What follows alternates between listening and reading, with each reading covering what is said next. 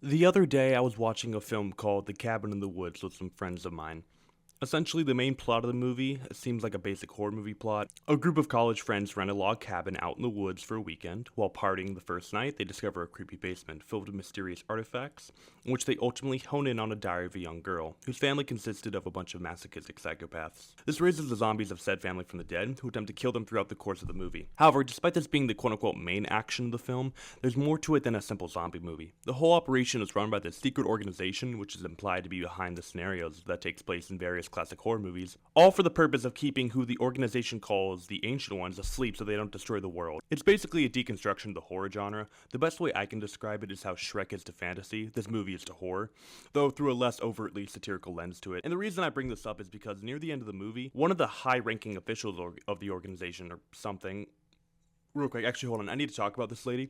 She literally shows her face near the end of the movie for like 5 minutes or something, and then gets like one shot by one of the zombies from earlier. I don't know if the people who made this movie were expecting this to be some big reveal or something, but it was just kind of majorly fucking sucked. Okay, anyways, back to my point.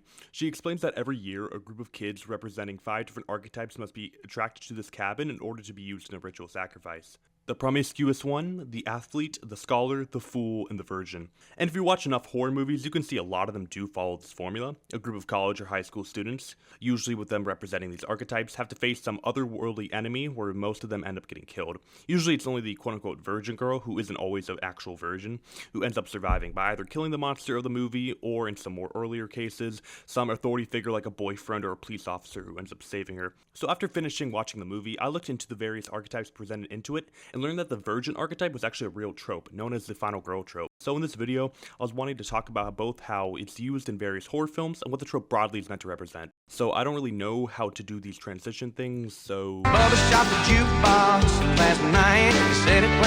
So off the top of my head, some famous final girl examples are movies such as Halloween, Texas Chainsaw Massacre, Scream, Hellraiser, Midsommar, Friday the 13th, Psycho, Alien, and A Nightmare on Elm Street.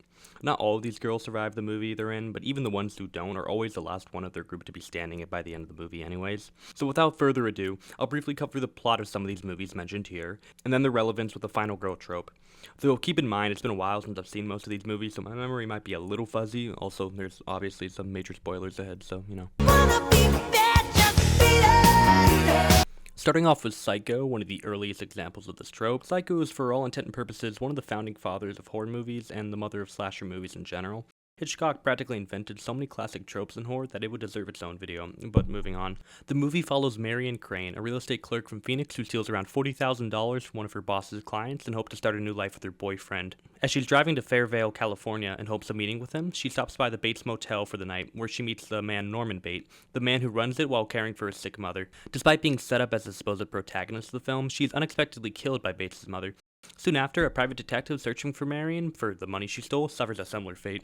Eventually, Marion's boyfriend, Sam Loomis, it's different from this guy, and her sister, Lila Crane, head to the motel to search for Marion themselves, in which they find out Bates' mother has actually been dead all along, and he, suffering from split personality syndrome, has been killing people while impersonating her for over 10 years. Technically, Lila Crane is considered the quote-unquote final girl here, and not even a real final girl, but as a survivor girl, which, okay, this is really fucking stupid in my opinion, and a total stretch for a number of reasons. So, okay, one, Lila Crane is introduced in like the last 40 minutes of the movie, so like she's barely surviving anything.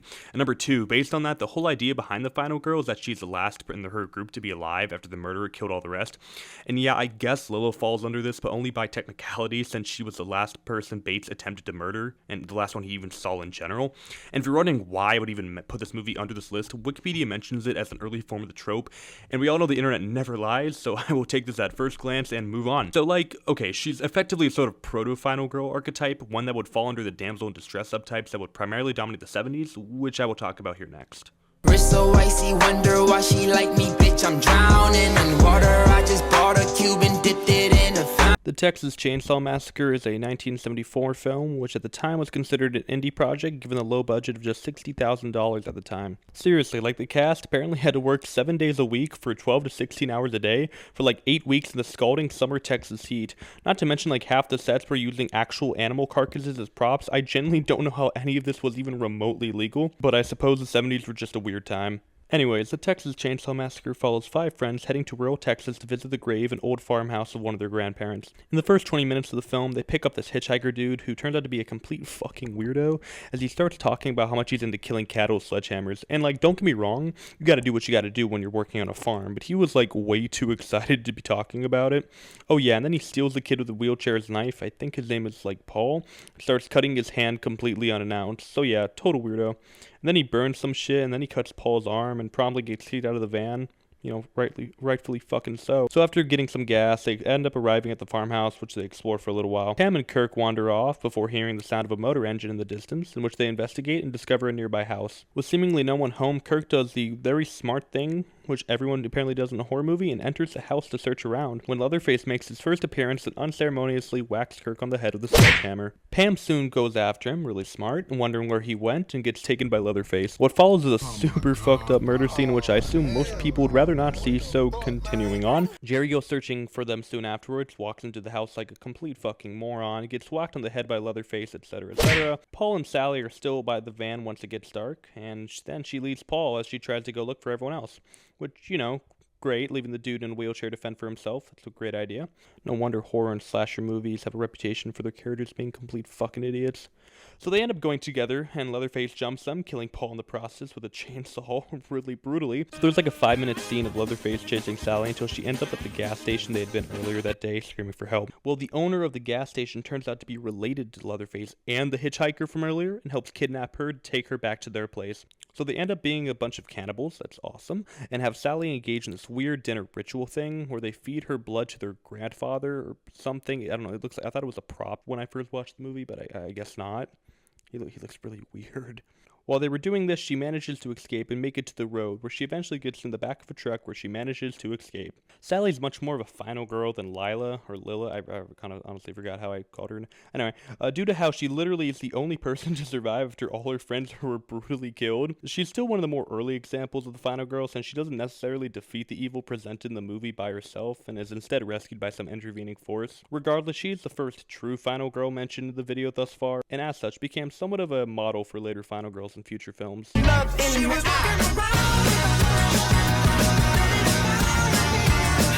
Halloween is a 1978 movie that in many ways defined the final girl trope and even the horror genre as a whole. Many classic horror films such as Friday the 13th and Scream were heavily inspired by Halloween, despite its seemingly simple premise and plot. Okay, so I haven't seen Halloween in like a couple of years, so I'm probably going to miss a lot of the major plot points, but I'll try my best. So basically the movie opens with Michael Myers' first kill, his older sister, back when he was around 8 years old. After being in jail for 15 years, he escapes and begins searching for his next kill.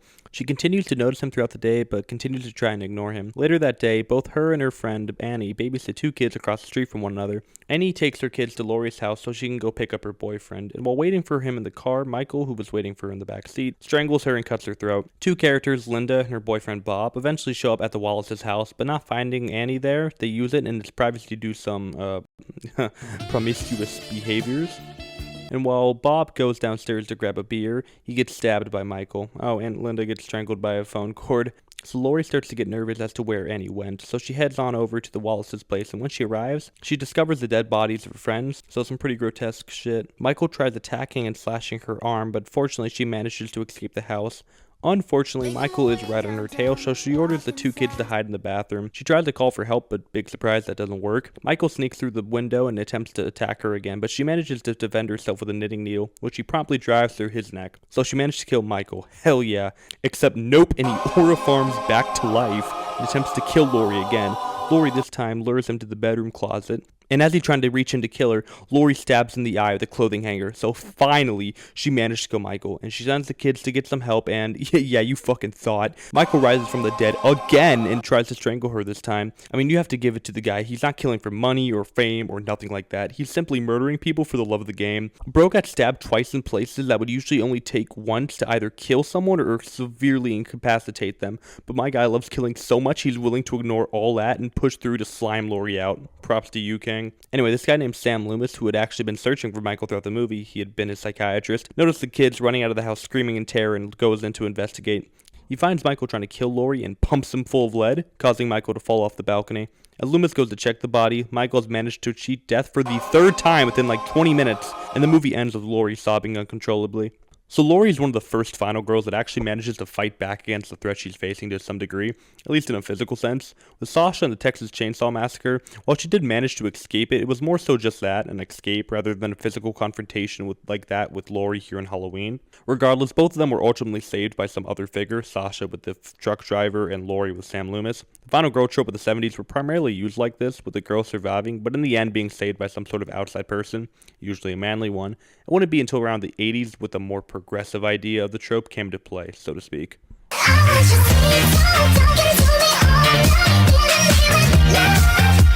A Nightmare on Elm Street came out in 1984, and one that I've watched relatively recently, so hopefully I can remember the details about it. I say this like I'm not rewatching these movies to remember the details more clearly, but whatever, moving on. Movie begins with Tina Gray having a dream of a disfigured man chasing and attacking her while in a boiling room right before she wakes up. She talks about this dream with her friend Nancy Thompson and Nancy's boyfriend Glenn Lance. They later all sleep over at Tina's house, in which Tina and her boyfriend go to a private room to engage in, you guessed it, more promiscuous behaviors. Which, okay, pause here real quick. Cabin in the Woods was dead on with their adulterer always dies first trope, because that's basically happened for like every single movie in this list besides, like Psycho. Anyways, Tina this time dreams of the same dream she had at the beginning of the movie, but this time the disfigured man, which, let's be real, his name is Freddy Krueger, manages to kill her, in which spills all of her blood over her boyfriend in a really another huge gruesomely scene. The next day, the boyfriend is arrested, whose name is Rod, by the way, by Nancy's father, who's a police officer, for being the only logical suspect of the murder. Later in her class, when Nancy falls asleep, she has the same exact dream Tina had, being chased around the boiler room. Nancy then intentionally burns her own arm on the boiler, which causes her to wake up abruptly in class. She then goes to Rod, where she describes Tina's death. Freddy tries drowning Nancy later that evening in the bathtub, so she tries to use caffeine to stay awake as long as possible. She does, however, invite Glenn over to watch over her as she sleeps in case anything goes wrong. In the dream world, she heads over to the police station where Rod is being held, where Freddy then hangs Rod in a false suicide scene. So Nancy is starting to seem more and more schizophrenic to her own mother, so she drives her to the sleep doctor clinic thing and puts her up to this device where they lull her to sleep. So she gets attacked by Freddy again, but this time when she manages to wake up, she pulls out a hat from the dream with Freddy's own name on it. So they both end up going home, and Nancy's mother reveals that Freddy Krueger was a name belonging to a child murderer whom her and a bunch of other parents killed by burning him to death due to how the court let him free due to a technicality. Which, okay, real quick. If I had a daughter who I thought was going insane by saying she was in mortal danger due to her dreams, and after going to sleep she pulled out a hat not only just from thin air, but also has the name of the murderer who she should have like zero idea who he exists, I would be at least somewhat inclined to believe her. But I guess horror movie parents are just straight up fucking stupid, so moving on. So yeah, basically Freddy is targeting the kids since they're the children of his murderers. So later, Glenn is just chilling in his bed before falling asleep and getting absolutely shredded by Freddy. Like seriously, I don't think it's humanly possible to produce that much blood. When Nancy learns about this, she immediately locks in and tells her father to break into their house in about 20 minutes. She sets up a bunch of booby traps to try and lure Freddy out of her dream. So when she falls asleep, she times it just right that when she wakes up, she successfully grabs Freddy and then forcing him out into the real world. She uses a trap she had set up to set him on fire and trap in the basement, which she successfully manages to do. However, when Nancy and her dad arrive, they find Freddy had escaped, but they go upstairs to find him burning and trying to smother her mother. After her dad puts out the fire, Krueger takes her mom and melts into the bed or something. It's really weird. But not before rising up behind Nancy, attempting to jump scare her. But then she realizes he's fueled by fear and instantly frame mogs him before he evaporates into thin air. So the movie ends with all of her friends being alive and them driving off into the distance. Oh, and Freddy slimes out her mom too in the end, so, there's that. Okay, so finally, our first real example of a final girl. Let's go. Nancy faces the monster primarily by herself, with some help from her friends, but practically zero help from the adults. She doesn't get saved by someone else. She simply doesn't run away from the monster. She's the last of her friends alive, and manages to defeat the monster basically all on her own. And yeah, okay, I guess Freddy is still alive or whatever, but that's a technicality, so it doesn't count.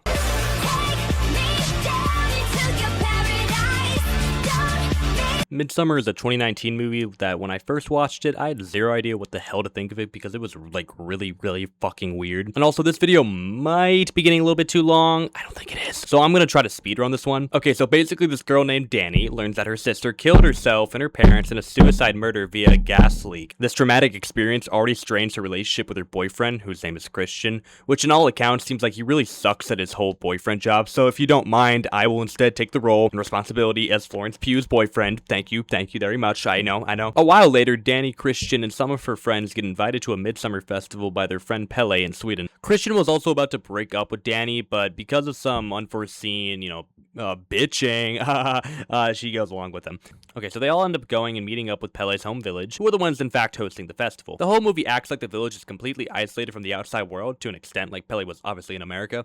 But there's a throwaway line where one of the ladies in the village takes the kids to go watch Austin Powers, like, the movie Austin Powers. So it's kind of weird given, what we're about to see. Okay, anyway, so the next day they're chilling all before the village invites them to the ceremony. They're like, okay, yeah, cool, that sounds really cool. And it ends with this old guy and his wife jumping off a cliff to their deaths, where the villagers finish them off with clubs afterwards. So the group is, rightfully so, freaking out. And the village elder lady is trying to, calm them down and say how this is totally normal in their village, and they all do this when they reach a certain age. Which, okay, if you're trying to convince people that you're normal, maybe don't begin to imitate the sound of wailing when you're about to smash an old person's head, just maybe not do that. So two members of the group, Connie and Simon, are completely spooked and demand to leave. But when Connie is asking for Simon, she is told by someone in the commune that Simon was taken to the train station already.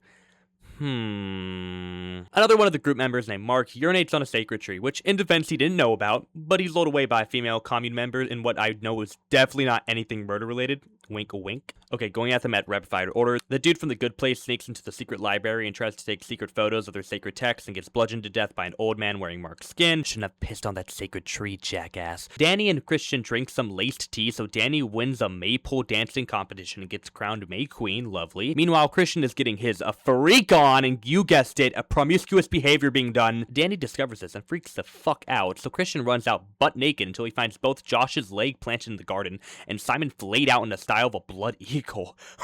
Oh my god. Some elder walks up and blows pixie dust or something in his face. So essentially, Danny gets to choose this thing between Christian and another guy and which one gets sacrificed, and you guessed it, she chooses Christian. Again, I'll be the one to be Florence Pugh's boyfriend. I'll take that responsibility. So she chooses Christian. He's sewed into this big, bear skin, and he and the bodies of all of his friends are put into this yellow triangular temple and burned to the ground. So, okay, Danny is unique and a bit weird amongst the rest of the final girls talked about in this video because, okay, one, she never really sees the commune as a direct threat, like all the other girls, and two, she actually succumbs to the evils of the commune's cult instead of defeating them. But hey, she's the last to survive, so, it counts.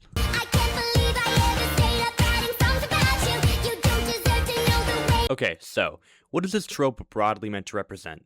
Well, for one, while it's not always a direct requirement, a lot of the time the girl is a virgin, or at least 20 that her friends are. After all, a lot of the first kills in the horror movies are the ones that are having sex. The final girl usually is the one avoiding stuff like sex, drugs, alcohol, stuff that would distract people when there's someone trying to kill you. As such, she's represented as this more traditional example of virtue, since she was the one more intelligent and wise enough to avoid these things when it mattered and managed to survive because of it. They also tend to be more tomboyish in nature, though again, that's not always how it's represented. How it is more represented, though, is a girl is usually more dedicated, cautious, and sometimes even more prepared than everyone else in the movie, either by being more intelligent, like I just said, or just by the technicality of being the last person alive. Now, whether or not this means the directors think people should be slimed out for drinking irresponsibly or having too much sex is a matter of personal opinion, but regardless, for the most part, the girls follow this formula. Lila is at least somewhat more socially aware than Marianne. Sally manages to fight back more than anyone else in the movie, even though it wasn't much. Laurie basically kills Michael twice, while everyone else gets killed by him immediately. Nancy is basically the smartest person in the entire movie. She practically orchestrates the entire plan to kill Freddy